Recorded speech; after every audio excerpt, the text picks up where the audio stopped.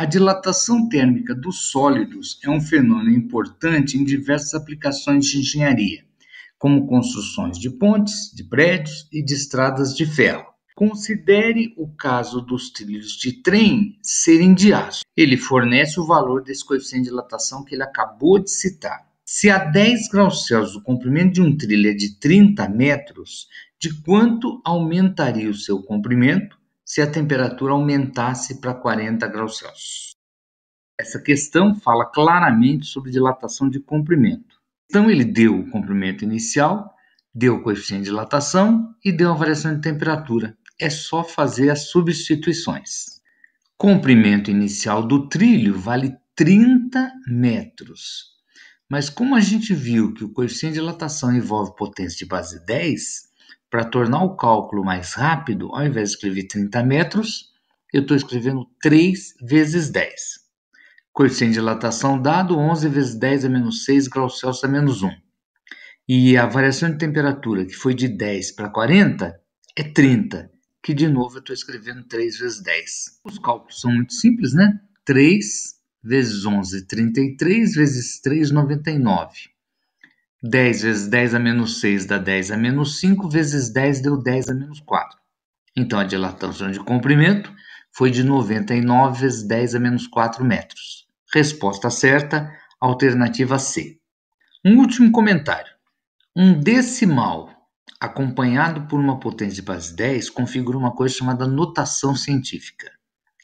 Em outros vestibulares, pode ser que você tenha que passar isso aqui para a notação correta. E a resposta, escrita mais corretamente, então, seria 9,9 vezes 10 a menos 3 metros. Uma placa de aço deu o coeficiente de dilatação linear dessa placa. A tal da placa de aço tem o formato de um quadrado de 1,5 metro de lado e se encontra uma temperatura inicial de 10 graus Celsius. Nessa temperatura, retira-se um pedaço da placa com formato de um disco, 20 centímetros de diâmetro, 10 centímetros de raio. E aí ele aquece em seguida apenas a placa furada até a temperatura de 510 graus Celsius. Recolocando-se o disco mantido a 10 graus Celsius no furo da placa 510, verifica-se uma folga e quer que a gente calcule essa folga. Vamos lá. Então está aqui representada a placa quadrada, temperatura inicial 10 graus Celsius, 1,5 metro de lado. Aí o que ele fez? Chegou aqui em algum lugar e fez um buraco. Está aqui o buraco, o disco que tirou está aqui. O raio desse disco que está a 10 graus Celsius vale 10 centímetros. Aí o que o cara fez? Pegou essa placa e aqueceu até 510 graus Celsius. O que acontece quando se aquece essa placa? A placa dilata, agora o lado dela passou a ser maior que 1,5 metros, e o buraco dilata como dilataria o disco se fosse aquecido. Esse disco foi mantido a 10 graus Celsius. Aí o que o cara fez? Pegou esse disco, recolocou no buraco. E aí, claro, como o buraco dilatou e o disco se manteve com o mesmo raio, sobrou uma folga. E a questão quer saber qual a área dessa folga. A área da folga é a área final menos a área inicial, ou seja, ΔA. Para calcular ΔA, a gente precisa da área inicial do buraco, que é igual à área inicial do disco. A área de um disco circular é dado por πr ao quadrado. A área inicial do buraco é igual à área inicial do disco, que é π, vezes o raio, que é 10 centímetros, elevado ao quadrado, e isso em centímetros ao quadrado. Nesta expressão, então, a variação de área é o que a gente quer. A área inicial é a área do disco, que é π vezes 10 ao quadrado, vezes o coeficiente de dilatação, que é 2 vezes 10 a menos 5 graus Celsius a menos 1. O que ele deu é que o coeficiente de dilatação linear vale 1 vezes 10 a menos 5 graus Celsius a menos 1. Quanto vale o beta? 2 vezes isso, que é o que está aqui. E vezes a variação de temperatura de 10 para 510, vai ser 510 menos 10, que deu 500, que eu tomei a liberdade de escrever 5 vezes 10 ao quadrado. 2 vezes 5 é 10, vezes 10 ao quadrado dá 10 à terceira, vezes 10 a menos 5 dá 10 a menos 2, e vezes 10 elevado à segunda dá 10 a 0, que é 1. Portanto, a variação diária, ou seja, a folga, é de π centímetros quadrados, ou seja, 3,14 centímetros quadrados. Resposta certa, alternativa B. Dá uma olhada nessas imagens. Você está vendo aqui restaurações, onde a primeira figura, a restauração, foi feita em ouro, a segunda em amálgama e a terceira em resina. Qual das três restaurações é melhor para você? Visualmente, esteticamente falando, não tem discussão. A resina ficou maravilhosa. Agora, a restauração, ela ocupa o espaço de uma cavidade que foi feita no dente. Quando você ingere um alimento quente, a cavidade que foi restaurada dilata e o material que foi usado na restauração também dilata. Quando você ingere um alimento frio, um refrigerante ultragelado, a cavidade do dente contrai e o material com que foi feita a restauração também contrai.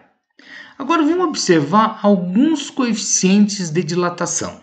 Aqui você tem os coeficientes de dilatação que são praticamente iguais aos coeficientes de contração do dente, do amálgama, do ouro e da resina. Compara o coeficiente de dilatação do dente com o coeficiente de dilatação do amálgama. Como eles são praticamente iguais, quando a restauração é de amálgama, ela contrai e dilata junto com a cavidade. Só que tem um problema. O amálgama é uma liga que tem mercúrio e o mercúrio é tóxico. Agora vamos comparar o coeficiente de dilatação do dente com o coeficiente de dilatação do ouro. Não são tão próximos, mas também não são tão diferentes. Agora o coeficiente de dilatação da resina é muito diferente do coeficiente de dilatação do dente. Isso quer dizer que, principalmente em contrações, a cavidade do dente contrai e a restauração de resina contrai muito mais, deixando espaço para infiltração, proliferação de bactérias, cárie. Daí a necessidade de manutenções mais frequentes. Hoje em dia, você também tem a possibilidade de fazer restauração de porcelana, só que o custo de uma restauração de porcelana, que é bem melhor que a resina, é muito próximo do ouro. O tanque de expansão térmica é uma tecnologia recente que tem por objetivo proteger caldeiras de aquecimento de água. Quando a temperatura da caldeira se eleva, a água se expande e pode romper a caldeira. Para que isso não ocorra, a água passa para o tanque de expansão térmica através de uma válvula. O tanque dispõe de um diafragma elástico que permite a volta da água para a caldeira. Suponha que você queira proteger uma caldeira de volume 500 litros, vai aquecer a água de 20 para 80 graus, ou seja, variação de temperatura 60 graus Celsius. O examinador já fornece o coeficiente de dilatação volumétrico, que no caso é 4,4 vezes 10 a menos 4 graus Celsius a menos 1. A dilatação da caldeira e do tanque são desprezíveis. Sabendo que o preço de um tanque de expansão térmica é diretamente proporcional ao seu volume, assinale das opções fornecidas qual deve ser o volume do tanque que pode proporcionar a melhor relação custo-benefício. ΔV igual a V0, gama delta θ. Observe que a gente não entendeu direito aquela história do tanque de expansão térmica. Mas o que dá para fazer é usar essa expressão onde a variação de volume a gente não conhece, o volume inicial são 500 litros, o coeficiente de dilatação volumétrica 4,4 vezes 10 a menos 4 vezes a variação de temperatura de 60 graus Celsius. Como é uma questão que envolve potência de base 10, vamos escrever tudo em notação científica. 132 vezes 10 a menos 1, variação de volume 13,2 litros. Aquecendo a caldeira, essa água que está lá dentro sofre uma variação de volume de 13,2 litros. E é esse aumento de volume que pode romper a caldeira. Para que a caldeira não se rompa, a gente vai ter que retirar de dentro dela esse volume de água. e vai colocar esse volume de água aonde? No tal do tanque de expansão térmica.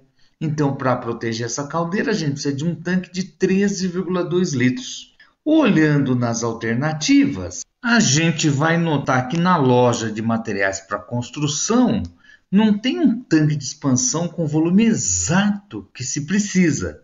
Então, a gente tem que escolher o menor volume onde caiba 13,2 litros. E esse volume corresponde à resposta da alternativa D, 16 litros.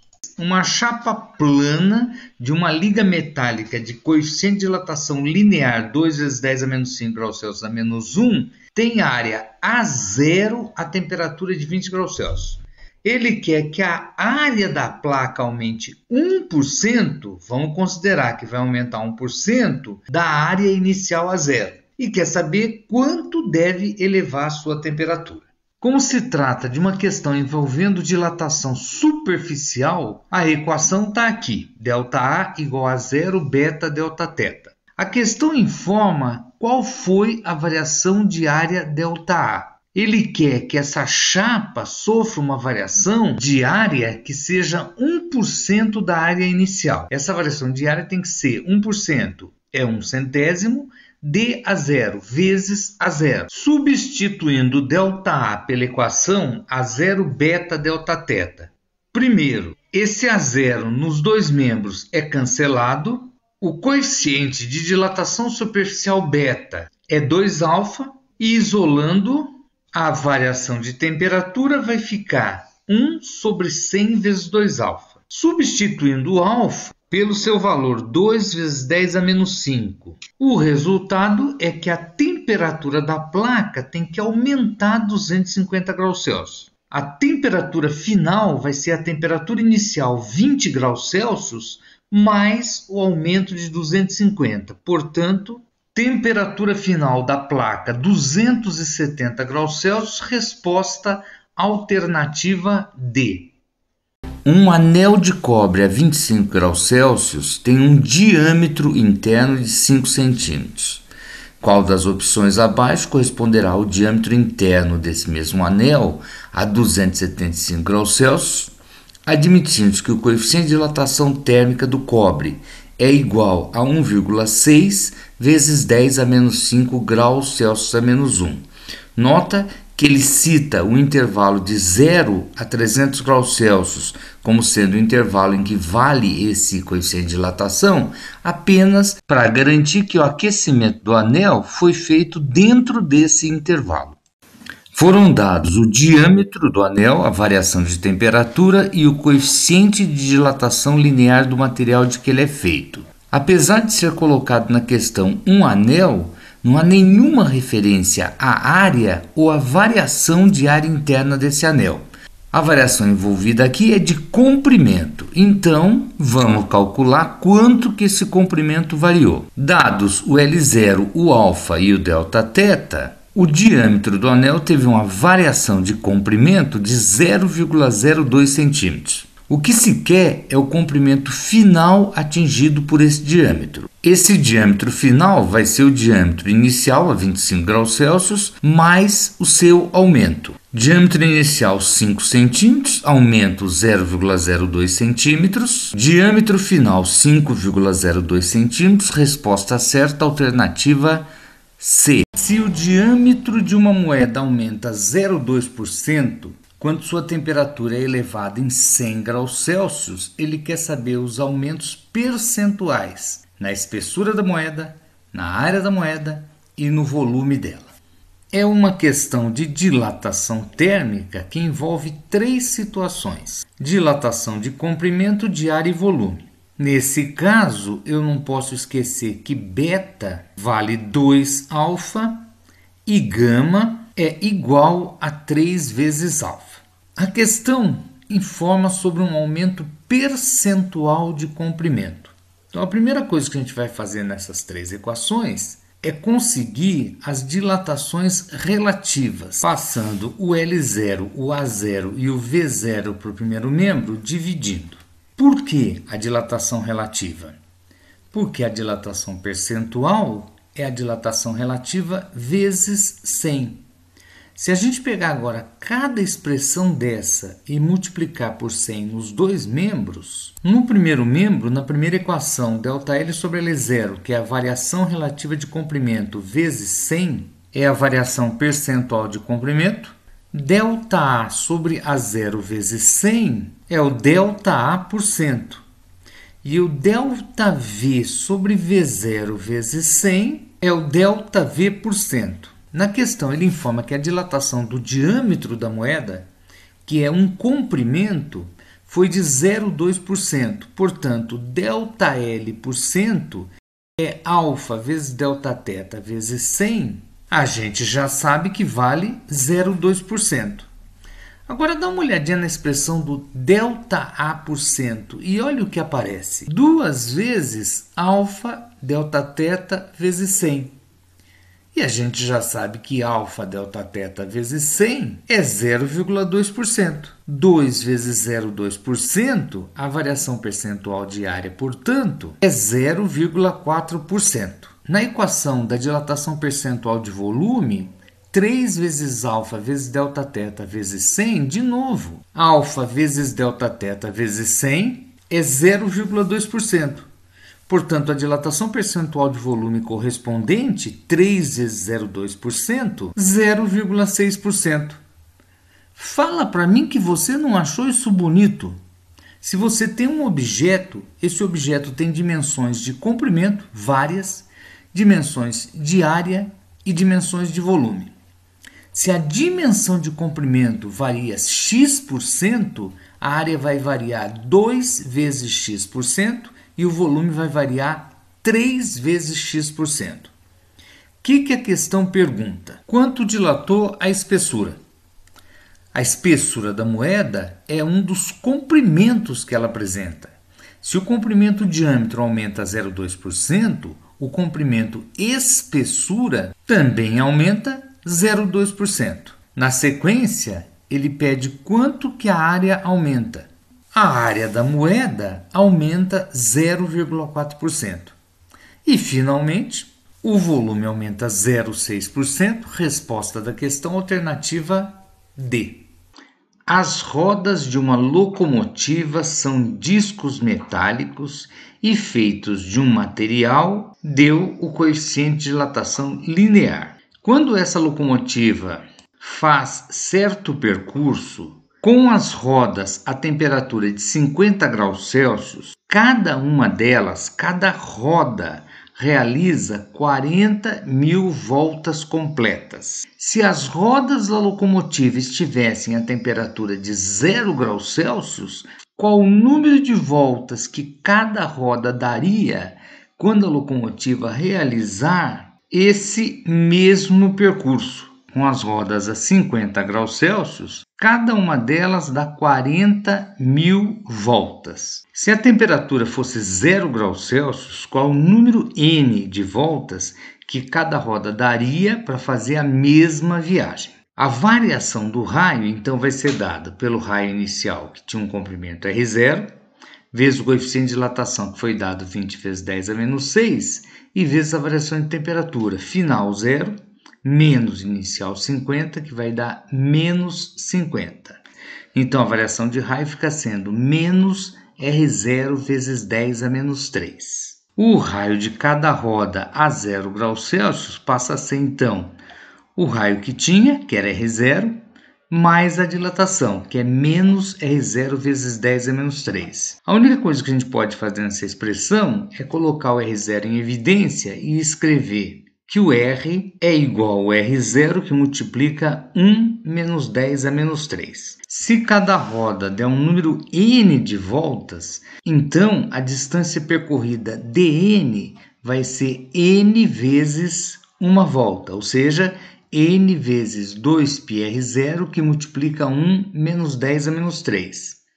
Como o percurso é o mesmo, essa distância dn é a mesma distância d que a locomotiva tem que percorrer para fazer a mesma viagem. Que quando cada roda dava 40.000 voltas, essa distância d era 40.000 vezes 2πr0.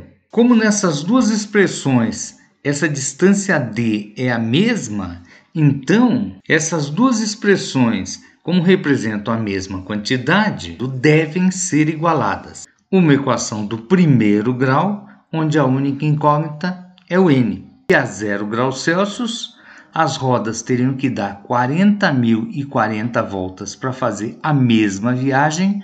Resposta alternativa B. Para resolver essa mesma questão de uma outra forma, que eu particularmente acho inclusive mais bonita, precisamos relembrar que quando a roda da locomotiva dá uma volta, essa locomotiva vai sofrer um deslocamento ΔS dado por 2πr. 2 é constante, π é constante, e essa igualdade mostra para gente que o ΔS e o R são duas grandezas diretamente proporcionais. Se aumentar o raio para cada volta, o deslocamento da locomotiva aumenta. Se diminui o raio, que é o caso, para cada volta, o deslocamento da locomotiva diminui. Por outro lado, numa viagem entre dois pontos, o deslocamento da locomotiva D é dado pelo número de voltas que as rodas dão, vezes o deslocamento de uma volta, que é 2πr. Nesse problema, esse deslocamento é o mesmo nas duas situações. Então, nessa igualdade, o número de voltas e o raio da roda da locomotiva são duas grandezas inversamente proporcionais. A roda vai esfriar, o raio vai diminuir. Se o raio vai diminuir, o número de voltas a gente já sabe de antemão que vai aumentar. E para terminar esse preâmbulo, um assunto que é aparentemente simples, porcentagem. Sempre envolve um total que corresponde a 100% e uma parte desse total que corresponde a x%. É uma regra de 3 simples e direta, multiplica-se em cruz, obtendo uma equação. Isola o x e o resultado é que o x vai ser parte dividido pelo total vezes 100. Nessa expressão aparece uma fração que a gente chama de variação relativa dessa grandeza. A variação percentual x é a variação relativa vezes 100. Agora, de volta ao nosso problema, onde o raio da roda da locomotiva sofreu uma variação de comprimento ΔR dada por R0 vezes alfa vezes Δθ. ΔR é o R0, raio inicial desconhecido, coeficiente de dilatação linear alfa 20 vezes 10 a menos 6, variação de temperatura final 0, inicial 50, variação menos 50. Então, a variação do raio da roda da locomotiva ficou sendo menos, porque diminuiu, R0 vezes 10 a menos 3. Esse R0 era o total do comprimento que a roda tinha antes de sofrer a variação. Vamos passar ele para o primeiro membro dividindo. Fica ΔR sobre R0 igual a menos 10 a menos 3. Acontece que ΔR sobre R0, ΔR é uma parte, R0 é um total, então isso é a variação relativa que a roda da locomotiva sofreu em seu comprimento. A variação percentual vai ser essa variação relativa, menos 10 a menos 3, vezes 100, resultando menos 0,1%. O que significa esse delta%? Que o raio da roda diminuiu 0,1% do raio inicial R0. Agora, o número de voltas que essa locomotiva vai dar para fazer a mesma viagem é inversamente proporcional ao raio. Então, se o raio da roda diminui, o número de voltas N aumenta.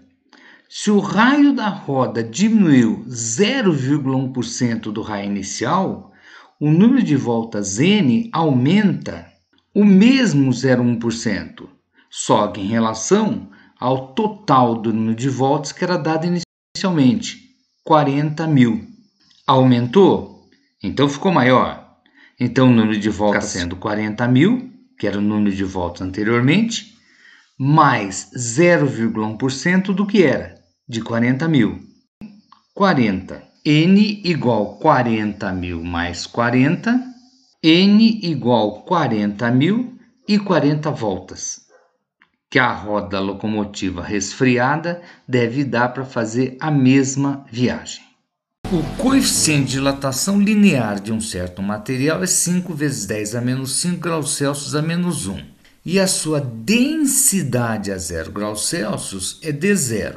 Calcule de quanto por cento varia, cresce ou decresce a densidade desse material quando um bloco é elevado de 0 graus Celsius a 300 graus Celsius. Como eu sei que a densidade depende do volume, então a variação de densidade irá depender da variação do volume. E variação de volume, ΔV é V0 vezes gama vezes Δθ, lembrando que gama é 3 vezes alfa. Como o problema fala sobre variação percentual, vamos determinar a variação relativa de volume isolando ΔV sobre V0, que é 3 alfa Δθ. Com isso, ΔV sobre V0 vai ser 3 vezes o coeficiente de dilatação linear, 5 vezes 10 a menos 5, vezes a variação de temperatura, 300. ΔV sobre V0, 0,045. Variação relativa multiplicada por 100 dá a variação percentual. A variação percentual de volume fica sendo 4,5%. Vou acrescentar um sinal de mais para indicar que foi um aumento de volume. A densidade do bloco é definida como sendo a sua massa dividido pelo seu volume. Como a massa é uma constante, a densidade e o volume são inversamente proporcionais. Se o volume sofre um aumento de 4,5%, a densidade decresce 4,5%, ou seja, a densidade do bloco varia menos 4,5%, resposta alternativa C. Na temperatura de 0 graus Celsius, os comprimentos das barras são L0 e L0. Os coeficientes de dilatação são A1 e A2, respectivamente.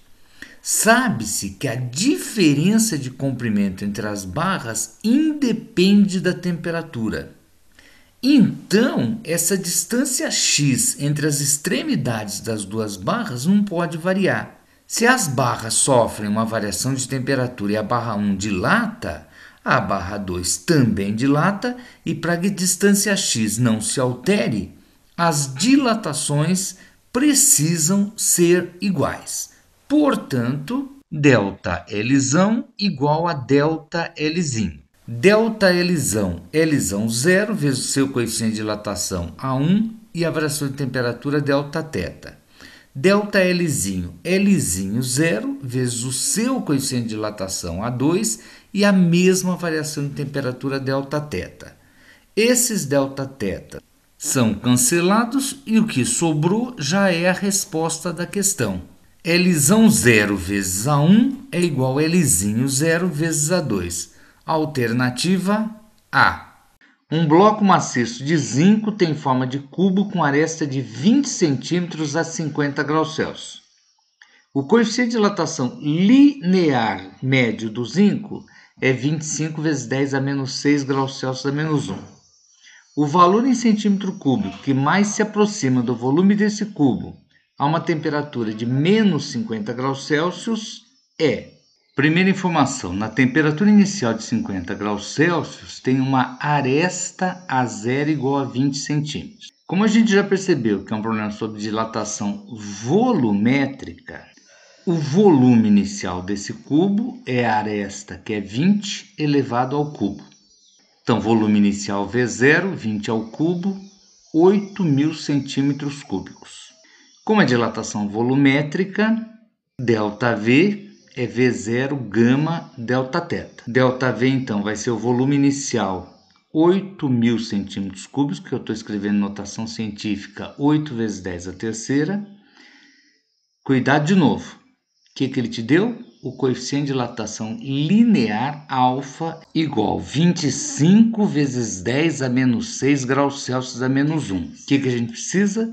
Do coeficiente de dilatação volumétrico gama, que é o triplo de alfa, 3 vezes 25, 75 vezes 10 a menos 6. Outro cuidado aqui, variação de temperatura. A temperatura inicial era 50 e a temperatura final foi para menos 50. Então a variação vai ficar final menos 50 menos a inicial que deu 50. Isso aqui vai dar uma variação de temperatura de menos 100 graus Celsius. O que significa que essa variação de volume tem que ser negativa, porque num aquecimento você tem uma dilatação. Num resfriamento, que é o que está acontecendo, você vai ter uma contração de volume. Realmente, fazendo os cálculos, a gente encontra uma variação de volume de menos 60 centímetros cúbicos, ou seja, o volume diminuiu 60 centímetros cúbicos. O que foi pedido?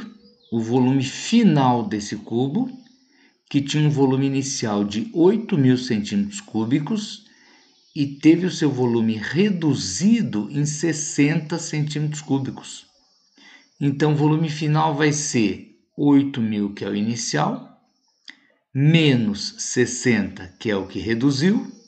Resposta: o volume final é de 7.940 centímetros cúbicos, alternativa D. Uma esfera de aço deu a massa e a temperatura inicial, 200 graus Celsius, sobre um bloco de gelo a 0 graus Celsius.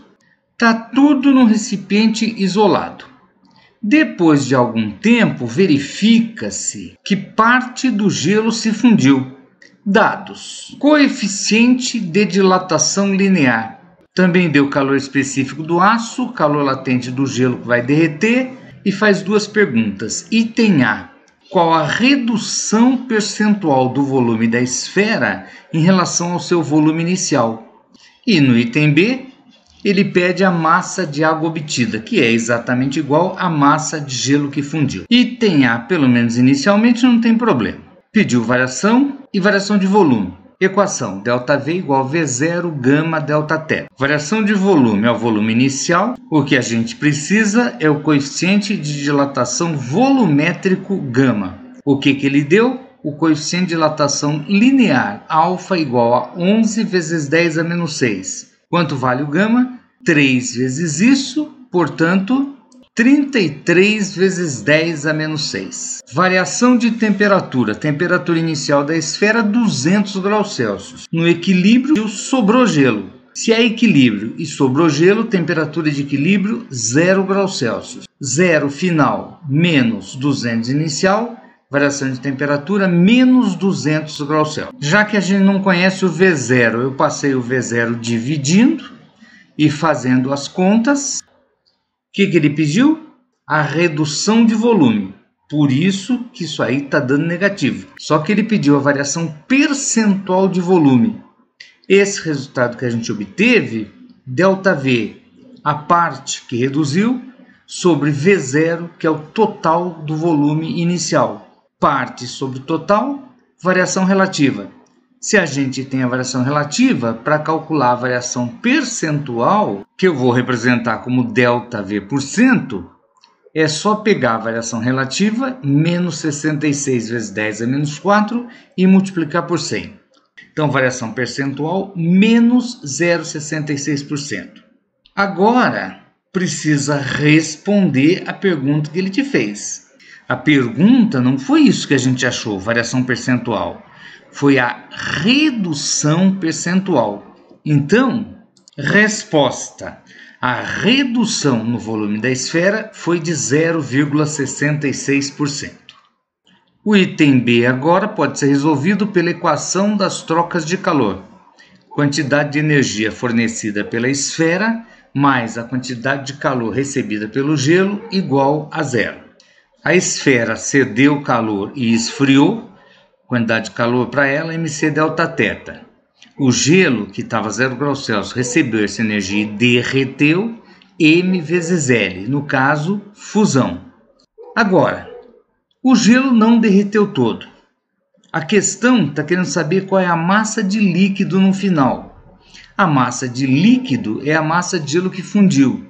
Não custa, ao invés de representar essa massa apenas por m, representar por mf, massa de gelo que derreteu, que fundiu.